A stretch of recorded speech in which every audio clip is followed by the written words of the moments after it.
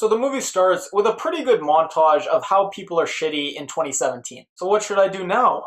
About what? So I'm like, okay, decent montage about the world being crappy, updated for the current times.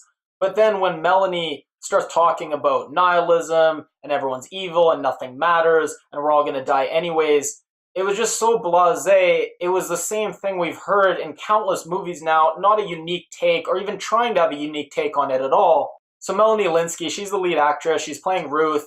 I didn't think the movie did enough at the start to make her endearing or likable, and I don't think she did anything with her acting either. She didn't do a bad job, she didn't turn me off, but I wasn't really captivated by her character. Now, this could be a bit of my own personal bias. I'm not a big fan of the actress. I haven't seen her in anything I loved. On Two and a Half Men, I thought she was the weakest part of that show. She was okay, but I didn't love her on that. And they didn't do anything to make her look that different. Like Elijah Wood, he looked kind of like Elijah Wood, but he looked different. Her, I was so aware that I was seeing her on the screen. Maybe that ruined it a bit for me. And I thought her growth in the movie didn't really make any sense. She goes from kind of letting people be dicks to her to she yells at a guy for littering in the store, and then she goes and litters all over the parking lot, just kind of a hypocrite. Her growth didn't really make sense. I didn't really like her character arc. I didn't think there was a character arc. So I never really felt that invested in Ruth.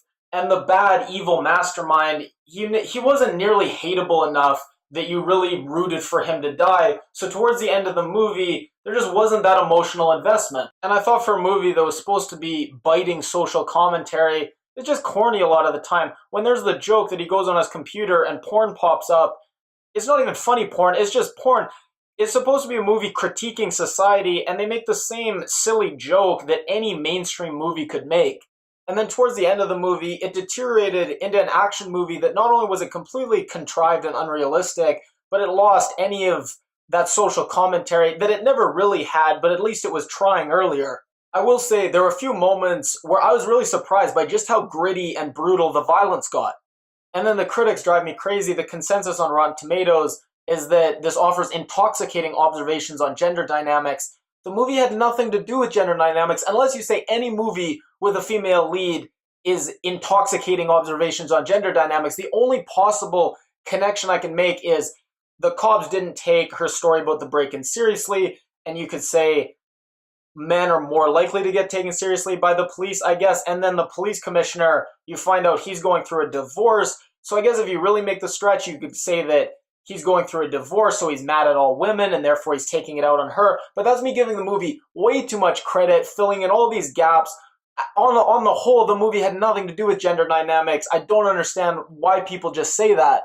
So I was really disappointed in this movie. I think it's right up there with the most overrated of 2017.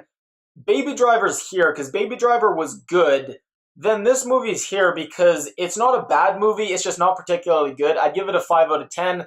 And then something like The Beguiled is down here. That was just an awful movie. I will say, I think some of the supporting actors were very good. The housewife who's bored and has this fake cheer, I thought she was great. I just press a button on the machine and boop, it'll make a cappuccino. It's like AI on a spaceship. If you like this review, please give it a thumbs up. If you haven't already, click my face to subscribe. And if you leave a comment, I'll read it and reply.